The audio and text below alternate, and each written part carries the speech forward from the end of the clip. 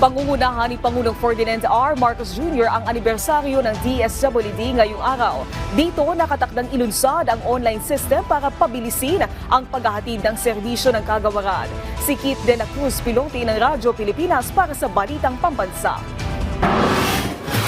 Alinsunod sa utos ni Pangulong Ferdinand R. Marcos Jr. na i-digitalize ang paghahatid ng mga serbisyo, binuo ng Department of Social Welfare and Development ang Harmonized Electronic License and Permit Systems o HELPS. Ibig sabihin, mapabibilis na ang registration and licensing process ng Social Welfare and Development Agencies o SWADA para makapagpatupad ng mga programa at serbisyo ng kagawaran. So mas mapapadali po yung aplikasyon ng mga SWADAs para sila ay makapag-operate, makakuha ng license accreditation para nga po makapag-operate as a SWADA.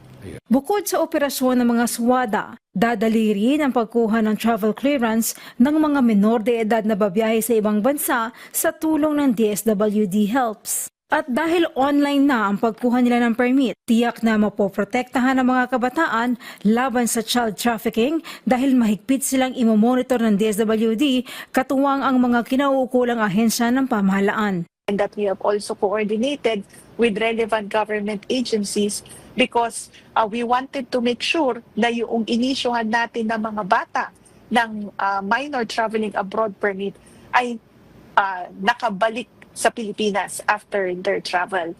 Ito ay upang matiyak na hindi po sila masasubject to cases of child trafficking. Nakatakdang ilunsad ng DSWD HELPS kasabay ng anibersaryo ng kagawaran kung saan pangungunahan ni PBBM ang naturang aktibidad. Mula sa Radyo Pilipinas News, Kate De La Cruz Pilotin para sa Balitang Pambansa.